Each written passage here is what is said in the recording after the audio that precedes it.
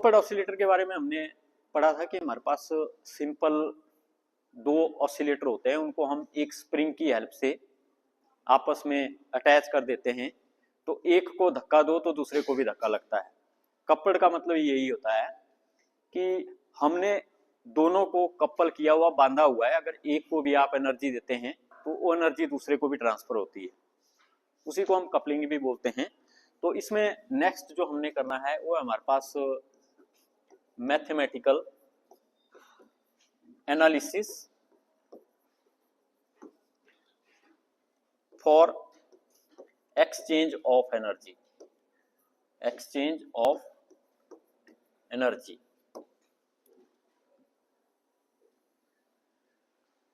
मतलब कि हमने मैथमेटिकली एक चीज ये समझनी है कि हमारे पास जो दो कपल्ड ऑसिलेटर होते हैं उनके बीच में एनर्जी एक्सचेंज किस तरह से होता है। तो जैसा मैंने बात की कि एक को भी आप धक्का देते हैं, एक को भी आप एनर्जी लगाते हैं, तो एनर्जी नेचुरली जो है दूसरे को भी हमारे पास जो है ट्रांसफर होती है। और जब भी हम कपल्ड ऑसिलेटर लेते हैं, मान लो ये हमारे पास यहाँ पे कपल्ड ऑसिलेटर है, तो ये हमारे पास इस तरह से ये पहला है और ये हमारे पास मान लो ये दूसरा ऑसिलेटर है, और इन दोनों को हम जो है स्प्रिंग से अटैच कर देते हैं। तो ये डॉटेड मैंने बनाया है, इक्विलिब्रियम पोजीशन पे है, रेस्ट में है, लेकिन ये जो साइड को गए हुए हैं एक्चुअल में है कि दोनों राइट साइड में आपने ट्रांसफर किए हुए हैं। अगर आप एक को इधर से खींचते हो इस साइड को, तो दूसरा भी इसके साथ में आता है, क्योंकि ये बंधे हुए हैं, कपल्ड हैं एक दूसरे से। तो यहाँ पे एनर्जी एक्सचेंज दोनों के बीच में हमारे पास यहाँ पे होता है। और ये जो स्प्रिंग हम यूज करते हैं, इसके केस में यहाँ पे हमारे पास जो है वीक कपलिंग हम करते हैं। वीक कपलिंग मतलब कि दोनों के बीच में कपलिंग तो है, लेकिन स्ट्रॉन्ग कपलिंग नहीं हमारे पास, वीक कपलिंग हमारे पास है। वीक कपलिंग का मतलब क्या हुआ है यहाँ पे कि ये जो स्प्रिंग है ये एनर्जी नहीं स्टोर करता। मतलब जो हम एनर्जी दे रहे हैं कि ऐसा हो कि वो एनर्जी स्प्रिंग को चली जाए। मतलब स्प्रिंग को as small as possible energy spring को जानी चाहिए। हमारे पास एनर्जी कहाँ पे जानी चाहिए? इनको ऑसिलेट करने में, कि हम इनको ऑसिलेट करें, तो ऑसिलेट करने से दोनों ही ऑसिलेट हो एक साथ में, लेकिन जो आप एनर्जी अप्लाई कर रहे हैं वो कम से कम स्प्रिंग के ऊपर जाए। इसलिए हम बोलते हैं कि it is weak coupled. Weak coupled मतलब कि energy should be given to oscillator, not to the spring. Spring को नहीं हम एनर्जी दे रहे हैं, तो स्प्रिंग इसलिए हम लगाते हैं यहाँ पे कि इन दोनों की आपस में कपलिंग हो जाए। लेकिन इस स्प्रिंग को लगाने का मतलब ये नहीं है कि हमने एनर्जी जो है स्प्रिंग को देनी है। तो link between the two pendulum is very weak, that is the spring does not store energy as well, so we can assume that whole of the energy is with the pendulums. तो जो energy सारी की सारी हम देते हैं वो pendulum के पास ही हमारे पास होती है। एनर्जी हम इसको दे रहे हैं, आप इसको खींच रहे हैं, मैकेनिकल एनर्जी दे रहे हैं, तो वो एनर्जी किसके अंदर कैसे जा रही है? इसकी काइनेटिक एनर्जी। जब ये राइट साइड में जाएगा इसकी काइनेटिक एनर्जी होगी, जब ये एक्सट्रीम पोजीशन में पहुंचेगा तो रेस्ट में आ जाएगा, इसके पास पोटेंशियल एनर्जी होगी। और जब ये बीच में आएगा तो वहां पे स्पीड सबसे ज्यादा होगी, तो काइनेटिक एनर्जी सबसे ज्यादा होगी। तो पेंडुलम का केस हमने पहले डिस्कस किया हुआ है कि एक्सट्रीम पोजीशन पे काइनेटिक एनर्जी 0 होती है, मीन पोजीशन पे काइनेटिक एनर्जी मैक्सिमम होती है, और मीन पोजीशन पे पोटेंशियल एनर्जी 0 होती है, और एक्सट्रीम पोजीशन पे पोटेंशियल एनर्जी मैक्सिमम होती है। तो मतलब वो एनर्जी इस तरह से यहाँ पे रहती है। मतलब जो हमने एनर्जी दी वो एनर्जी या तो कभी काइनेटिक एनर्जी बनेगी या तो कभी वो एनर्जी पोटेंशियल एनर्जी बनेगी, लेकिन वो एनर्जी स्प्रिंग को नहीं हमारे पास जानी चाहिए। और पीछे हमने पढ़ा था कि हमारे पास जो मॉड्यूलेटेड एम्पलीट्यूड्स कपल्ड ऑसिलेटर के केस में हमारे पास होते हैं, मॉड्यूलेटेड एम्पलीट्यूड, तो हमने क्या देखा था कि हमारे पास जो x है और जो y है वो हमारे पास था 2a cos of omega mt और cos ऑफ ओमेगा at, और ये था हमारे पास 2a sin of omega mt और sin ऑफ ओमेगा at। तो ये हमने x और y जो दोनों पेंडुलम की डिस्प्लेसमेंट्स होती है, है, है, है, है, तो इसको हम बोलते हैं x। जो पहला पेंडुलम है वो थोड़ा सा आगे जहां तक गया that is the displacement x, और जो दूसरा पेंडुलम है वो थोड़ा सा आगे जहां को गया उसको हम बोलते हैं डिस्प्लेसमेंट वाई। और ये जो हमारे पास कपल्ड मोड के केस में जो एक्स और वाई होते हैं उनके लिए ये हमारे पास यहाँ पे इक्वेशन होती है, और यहाँ पे ये जो फ्रिक्वेंसी होती है ओमेगा एम, इसको हम बोलते हैं frequency of the modulated mode. और ये जो हमारे पास ओमेगा ए होती है ये हमारे पास होती है एवरेज फ्रिक्वेंसी। तो ये इससे पहले वाले लेक्चर में जो हमने किया था, ये मैंने इसका वीडियो लेक्चर भी डाला है, वहां पे डिटेल में इसको डिस्कस किया हुआ है।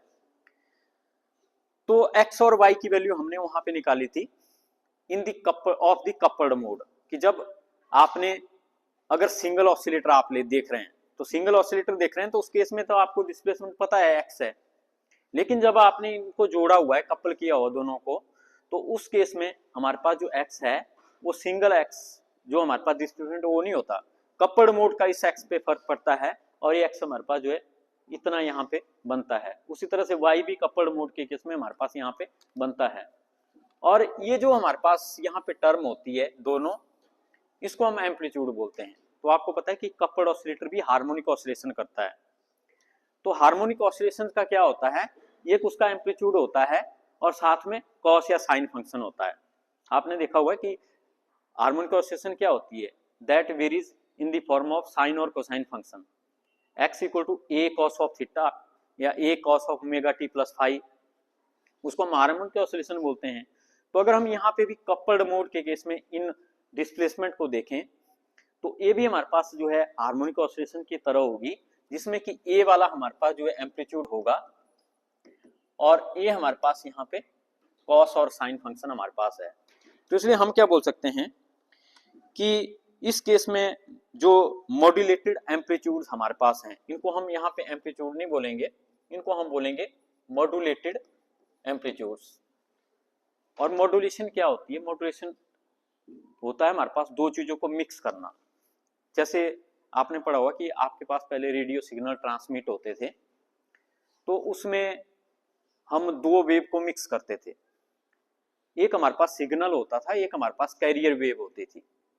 तो उससे हमारे पास जो मॉड्यूलेशन होती थी, आप सिग्नल को दूर तक भेजते थे। आपने देखा आपने रेडियो पे साउंड आ जाता है, वैसे शिमला से आपका टेलीकास्ट हो रहा है और यहाँ पे आप रेडियो सुन रहे हैं, तो वो जाता था दो तरह का, एक एम्पलीट्यूड मॉड्यूलेशन होती थी, एक फ्रिक्वेंसी मॉड्यूलेशन होती थी।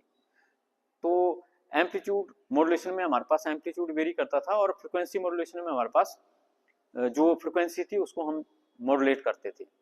तो मॉड्यूलेशन क्या होती है, दो सिग्नल को मिक्स करना। अब आपको पता है आप आवाज मार रहे हैं यहाँ से आवाज, तो आपकी आवाज वहां से आगे नहीं जा रही है। क्यों नहीं जा रही है, क्योंकि आपकी आवाज में पावर नहीं है। तो सिग्नल को दूर ट्रांसमिट करना है तो हम एक ऐसी वेव का यूज करता है जिसके पास हमारे पास पावर होती है काफी और एनर्जी होती है, और उसको हम कैरियर वेव बोलते हैं। तो जैसे आपने शिमला सामान भेजता है तो आप एक गाड़ी करते हैं, उसको आप कैरियर बोलते हैं, वो शिमला तक सामान ले जाता है। तो उसी तरह से हमारे पास जो एक वेव हम ऐसी लेते हैं जो कि जिसकी एनर्जी ज्यादा होती है और दूर तक सिग्नल ट्रांसमिट कर लेती है, हम क्या करते हैं उसके साथ में मिक्स कर लेते हैं साउंड को और भेज देते हैं। फिर जहां पे वो पहुंचता है वहां पे हम डीमॉड्यूलेशन कर देते हैं।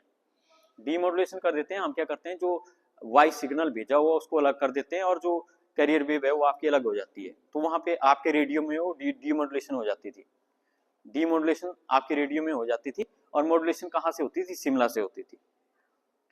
तो यहाँ पे भी हम एक तरह से दो ऑसिलेटर को कंबाइन कर रहे हैं, तो उनकी जो डिस्प्लेसमेंट है उनमें मॉड्यूलेशन हो रही है। तो उनकी डिस्प्लेसमेंट में हमारे पास मॉड्यूलेशन हो रही है, इसलिए हम इसको मॉड्यूलेटेड एम्पलीट्यूड यहाँ पे बोल रहे हैं, क्योंकि आफ्टर मॉड्यूलेशन डिस्प्लेसमेंट है एक्स और वाई, और ये हमारे पास यहाँ पे मॉड्यूलेटेड एम्पलीट्यूड है। तो अगर हम अब इन दोनों को भी हम ऑसिलेटर को भी हम सिंपल हार्मोनिक ऑसिलेटर बोलेंगे। तो यहाँ पे अगर हम इनकी एनर्जी देखते हैं तो हम क्या देखते हैं, energy of simple harmonic oscillator is given by, ये हमने फॉर्मूला पहले पढ़ा हो कि हमारे पास जो एनर्जी होती है वो 1/2 m omega square a square हमारे पास होती है। अब जो कपल्ड ऑसिलेटर के दोनों पेंडुलम है वो भी सिंपल हार्मोनिक ऑसिलेटर हैं, क्योंकि उनमें भी टू एंड फ्रो मोशन हमारे पास होती है। तो अब जो सिंपल हार्मोनिक ऑसिलेटर होता है उसकी एनर्जी हम किस तरह से निकालते हैं वो हमने बिल्कुल शुरू में देखा था कि हमारे पास ये फॉर्मूला होता है। Energy of simple harmonic oscillator is 1/2 m omega square a square. तो यहाँ पे अगर हमने एनर्जी निकालनी है x के केस में भी और y के केस में भी, तो वो एनर्जी हम किस तरह हमारे पास निकलेगी, तो हम क्या बोलेंगे, मान लो जो हमारे पास x डिस्प्लेसमेंट है उसके केस में हमारे पास एनर्जी कितनी होगी, 1/2 m ओमेगा a का स्क्वायर, और हमारे पास आगे जो एम्पलीट्यूड है, एम्पलीट्यूड हमारे पास कितना है 2a cos of omega m into T का होल स्क्वायर। तो यहाँ पे जो हम फ्रिक्वेंसी यूज कर रहे हैं वो हमारे पास एवरेज फ्रिक्वेंसी यूज कर रहे हैं, और यहाँ पे हम जो है एम्पलीट्यूड यूज कर रहे हैं जो कि हमारे पास पहली वाली डिस्प्लेसमेंट का है x। तो इसको अगर हम यहाँ पे सॉल्व करेंगे तो ये हमारे पास जो है 1/2 m ओमेगा a का स्क्वायर, और ये हमारे पास 4a square cos square omega m t हमारे पास यहाँ पे बनेगा। और इसको अगर आप यहाँ पे सिंप्लीफाई करते हैं तो यहाँ पे 2a हमारे पास बचेगा। तो यहाँ पे u1 की वैल्यू हमारे पास जो है 2a square m omega a का स्क्वायर और cos square of omega m t हमारे पास यहाँ पे बनेगा। तो इसका मतलब जो पहला पेंडुलम है उसकी एनर्जी हमारे पास जो है इतनी यहाँ पे होगी, और इस सेम वे में हम दूसरे पेंडुलम की एनर्जी भी निकाल सकते हैं। जो फॉर्मूला हमने पहले एनर्जी निकालने का जो हमारे पास ऑसिलेटर का फॉर्मूला है वो यही हमारे पास होगा, लेकिन अगर हमने U2 निकालना है, U2 का मतलब है energy of the second oscillator, तो वो हमारे पास क्या बनेगा 1/2 m ओमेगा a का स्क्वायर और एम्पलीट्यूड ऑफ द y, क्योंकि y क्या है सेकंड ऑसिलेटर की डिस्प्लेसमेंट। तो सेकंड ऑसिलेटर का एम्पलीट्यूड हमारे पास यहाँ पे कितना है, that is 2a sine of omega m t का होल स्क्वायर। और इसको भी आप जब फाइंड आउट करेंगे तो इसी तरह से ये भी हमारे पास यहाँ पे आ जाएगा U2 equal to 2a square m omega a का स्क्वायर और sine square of omega m t। तो ये हमारे पास यहाँ पे U2 आ गया।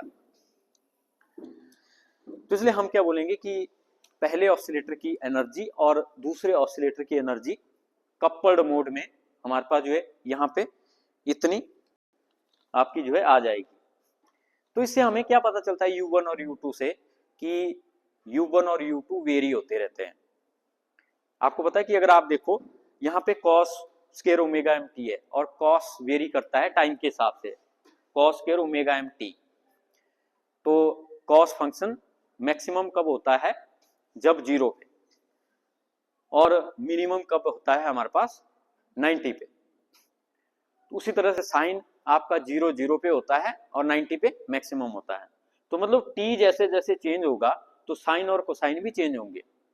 तो साइन कोसाइन चेंज होंगे तो U1 और U2 भी हमारे पास चेंज होंगे। तो इसलिए हम क्या बोल सकते हैं कि दोनों ऑसिलेटर एनर्जी उनकी कम ज्यादा होती रहती है।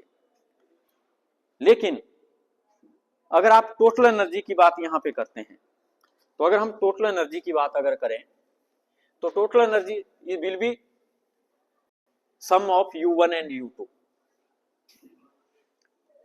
अगर हम बोलें कि टोटल एनर्जी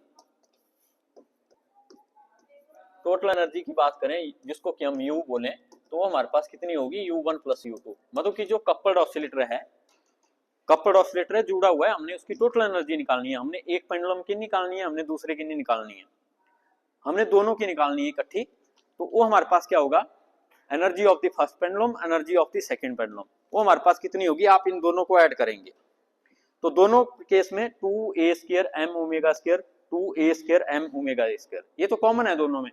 तो हमारे पास ये कितनी आएगी, ये आ जाएगी 2a square m omega a का स्क्वायर और ब्रैकेट में sine square omega m t plus cos square omega m t। लेकिन ये कितना होता है 1। तो यहाँ पे आपके पास टोटल एनर्जी कितनी बनेगी, U equal to 2a square m omega a का स्क्वायर। ये कपल्ड ऑसिलेटर की टोटल एनर्जी है। लेकिन इसमें आपको टाइम नहीं मिल रहा है देखने को। इन दोनों में तो t है, इन दोनों में cos और साइन भी है, लेकिन ना तो इसमें कॉस है ना तो इसमें टी है ना साइन है। तो इसका मतलब क्या हुआ कि टोटल एनर्जी रिमेन्स कांस्टेंट। तो जो कपल्ड ऑसिलेटर होता है उसकी जो टोटल एनर्जी हमारे पास होती है वो टाइम पे डिपेंड नहीं करती है, मतलब टाइम का लेना देना नहीं है उसके साथ, किसी भी टाइम पे देख लो आप एनर्जी हमारे पास जो है एक ही होगी। तो इसलिए हम क्या बोलते हैं कि कपल्ड ऑसिलेटर की जो टोटल एनर्जी है वो टाइम के हिसाब से कांस्टेंट रहती है, वो चेंज नहीं होती। लेकिन यहाँ पे हम क्या बोल रहे हैं कि पेंडुलम की एनर्जी पहले पेंडुलम की एनर्जी चेंज हो रही है, दूसरे पेंडुलम की एनर्जी चेंज हो रही है। इसका मतलब क्या हुआ, इसका मतलब ये हुआ कि कभी एक पेंडुलम अपनी एनर्जी दूसरे को देता है, कभी दूसरा अपनी एनर्जी पहले को देता है, लेकिन उन दोनों की जो एनर्जी है आपस में that remains constant. Energy exchange करते हैं, जैसा मैंने शुरू में बोला था कि mathematical analysis of change of energy. एक पेंडुलम दूसरे को एनर्जी दे रहा है, एक की कम हो रही है, और दूसरा पहले को दे रहा है तो दूसरे की कम हो रही है। एक उनकी अपनी एक इंडिविजुअल एनर्जी देखो तो वो एनर्जी कम ज्यादा होती रहती है, लेकिन अगर टोटल एनर्जी देखेंगे दैट विल रिमेन कांस्टेंट, तो आपकी चेंज हमारे पास नहीं होती। तो इस तरह से ये हमारे पास mathematical analysis for the exchange of energy हमारे पास था। फिर इसके बाद एक छोटा सा आर्टिकल है हमारे पास कि there is no exchange of energy between the normal modes. There is no exchange of energy between normal modes.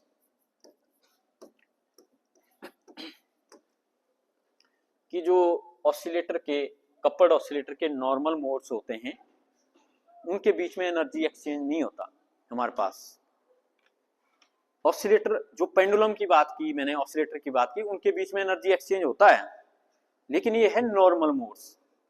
Normal modes के बीच में हमारे पास एनर्जी एक्सचेंज नहीं होता। और नॉर्मल मोड्स की मैंने पहले बात की थी कि एक्स और वाई, कैपिटल एक्स और कैपिटल वाई है, इनको हम कपल्ड ऑसिलेटर के नॉर्मल मोड्स बोलते हैं।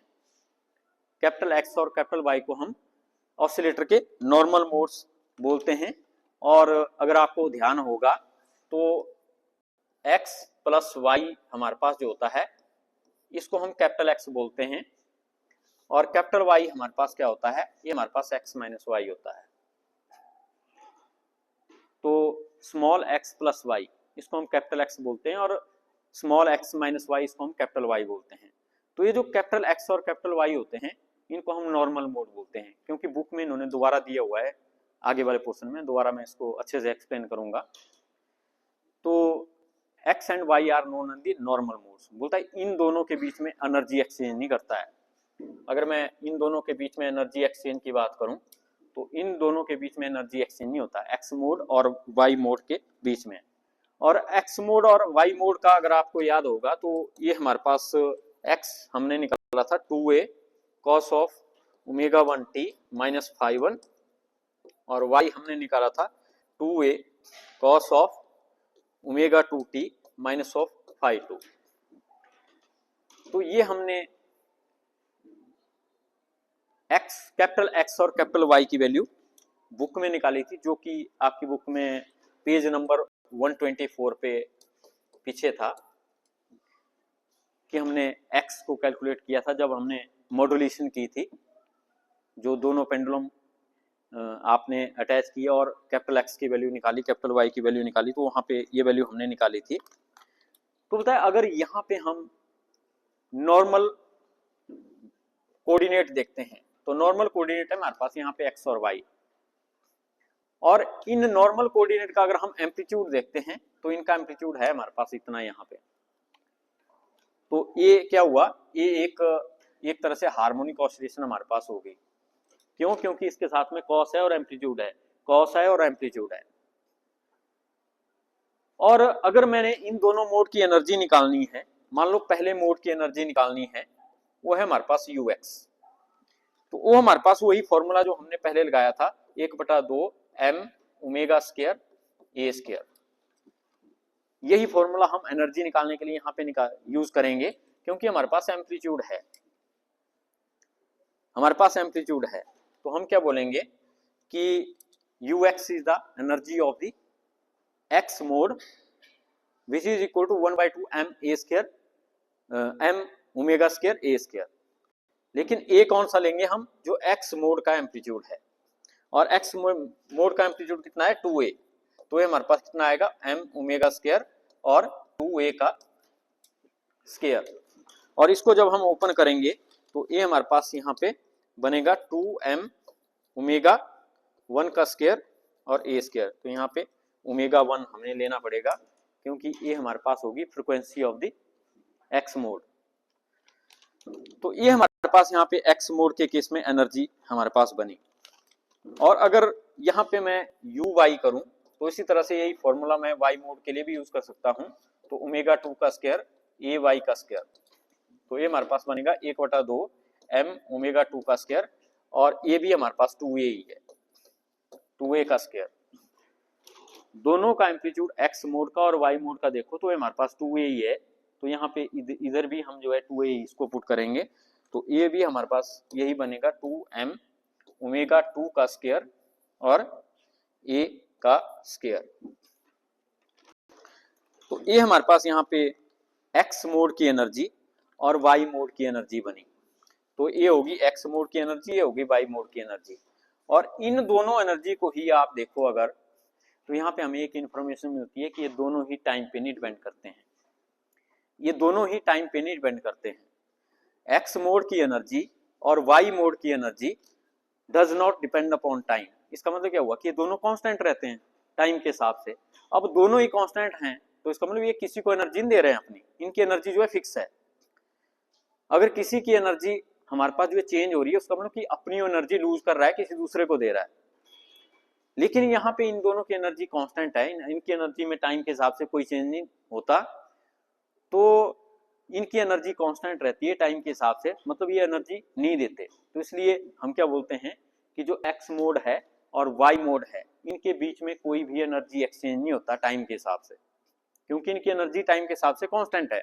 अब इनकी एनर्जी कांस्टेंट है मतलब ये एक दूसरे के साथ एनर्जी नहीं एक्सचेंज कर रहे। तो x mode never exchange the energy with the y mode. तो ये क्वेश्चन भी कई बार पेपर में पूछा जाता है। तो इस तरह से ये हमारे पास था। फिर इसके बाद है हमारे पास आपके जो जनरल टर्म, जैसे मैंने बोला जो हमने शुरू में भी पढ़ी थी, उनका एक तरह से रिवाइज भी करेंगे, रिवीजन ही है यहाँ पे दिया हुआ बुक में अगेन। ये हमारे पास excitation of normal modes, excitation of normal modes. तो अगर आपने शुरू में स्किप किया हुआ है तो दोबारा आपको यहाँ पे समझने में हेल्प होगी कि जो हमारे पास नॉर्मल मोड्स होते हैं उनको हम किस तरह से एक्साइट करते हैं। तो हमारे पास है कि हमारे पास x और y, इनको हम बोलते हैं नॉर्मल कोऑर्डिनेट। और इन नॉर्मल कोऑर्डिनेट हमें एक तरह से समझने में हेल्प करते हैं कि नॉर्मल मोड क्या होता है। एक तरह से ये हमें समझने में हेल्प करते हैं कि नॉर्मल मोड हमारे पास जो है क्या होता है। तो अगर हम x मोड की बात करें तो पता है x मोड हमारे पास जो होता है इसको हम इन फेज मोड भी बोलते हैं, इन फेज मोड। और जो y मोड होता है इसको हम आउट ऑफ फेज मोड भी बोलते हैं। तो पहले हम बात करेंगे इसकी इन फेज मोड की, x मोड की। तो बोलता कि displacement of both pendulums are always in equal and in same direction and then left to themselves. तो ये हमने ऑलरेडी प्रैक्टिकल में भी किया हुआ है कि हमारे पास अगर दो पेंडुलम है,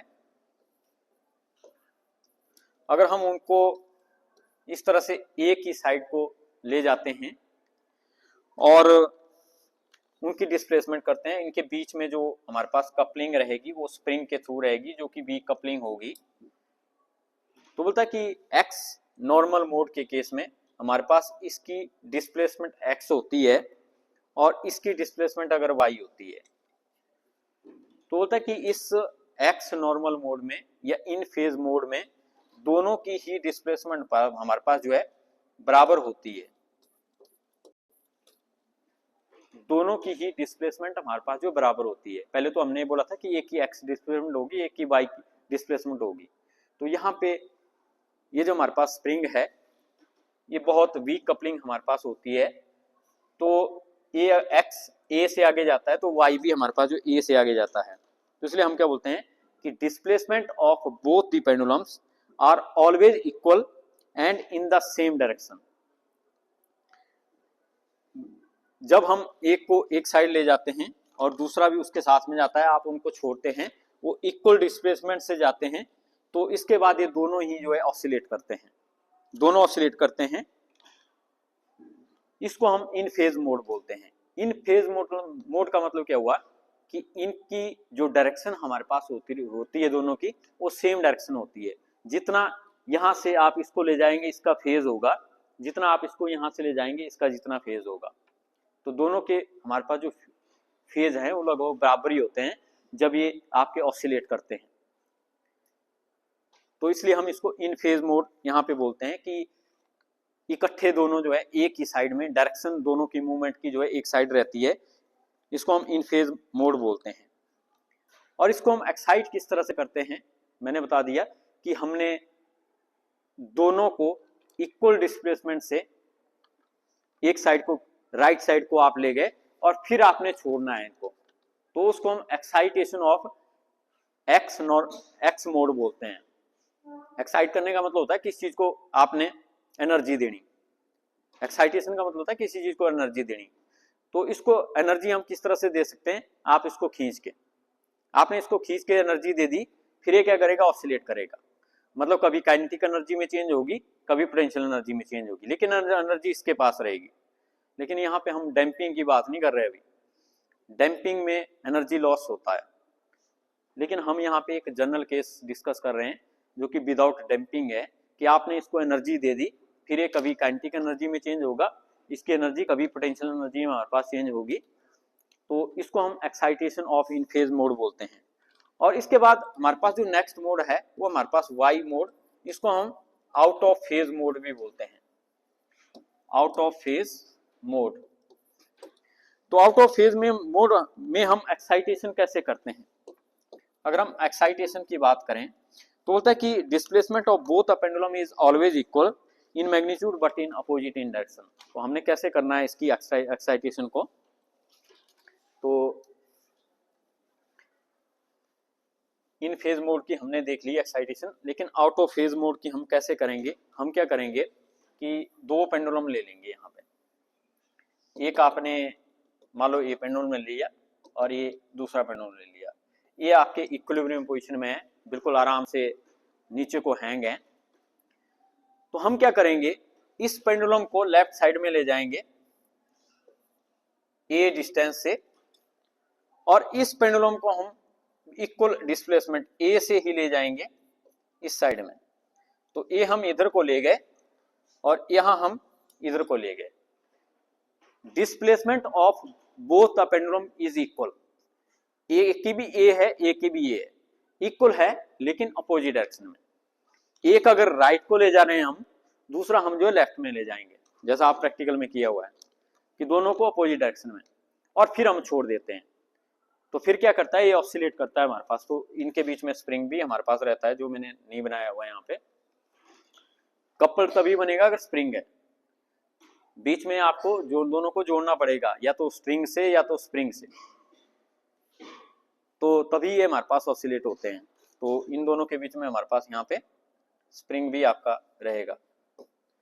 तो स्प्रिंग की वजह से ही ये आपके एक दूसरे को एनर्जी शेयर करेंगे। तो ये इस तरह से हम excitation of out of phase mode देते हैं। लेकिन एक यही तरीका नहीं है, दूसरा तरीका भी हमारे पास है। तो जब हम दूसरे तरीके से आउट ऑफ फेज मोड में एक्साइट करते हैं, वो हम किस तरह से करते हैं कि ये आपके पास यहाँ पे आपके दोनों ऑसिलेटर हैं। तो आप क्या करते हैं कि एक पेंडुलम को आप इधर को ले जाते हैं और दूसरे को आप इधर को ले जाते हैं। तो ये भी हमारे पास यहाँ पे एक तरीका है। इस केस में आप दोनों को बाहर की तरफ ले गए थे, एक इधर को एक इधर को, लेकिन इस केस में आप दोनों को अंदर की तरफ ले आए, लेकिन है तो अपोजिट डायरेक्शन में। अगर इसकी डिस्प्लेसमेंट ये x है यहाँ से, तो इसकी डिस्प्लेसमेंट अगर ये है तो इसकी डिस्प्लेसमेंट भी आपको ए लेनी पड़ेगी। तो हम क्या बोलते हैं कि जब आपने आउट ऑफ फेज मोड में एक्साइटेशन देनी है तो उस केस में आप क्या करते हैं कि इक्वल डिस्प्लेसमेंट देते हैं, लेकिन दोनों पेंडुलम को आप अपोजिट साइड में मूव करवाते हैं। इक्वल डिस्प्लेसमेंट से मूव करवाएंगे लेकिन अपोजिट साइड में। अब अपोजिट साइड में मूव करवाने के इस केस में दो तरीके हैं, लेकिन जो इन फेज मोड है उसमें एक ही तरीका है। उसमें एक ही तरीका है कि आप एक ही साइड में ले जाओ, या तो आप लेफ्ट को ले जाओ या तो राइट को ले जाओ। लेकिन यहाँ पे हमारे पास दो तरीके हैं, या तो आप इनको अंदर की तरफ ले जाओ या तो इनको आप बाहर की तरफ ले जाओ। तो इस तरह से हम आउट ऑफ फेज मोड में एक्साइटेशन वहां पे देते हैं। फिर इसके बाद हम नेक्स्ट करेंगे characteristics of in phase mode and out of phase mode. तो जितना भी हमने पढ़ा हुआ है हमने डिटेल स्टडी इसमें करेंगे कि हमारे पास इन फेज मोड के कैरेक्टरिस्टिक्स क्या होते हैं और आउट ऑफ फेज मोड के कैरेक्टरिस्टिक्स क्या होते हैं। तो इसको हम कंटिन्यू रखेंगे।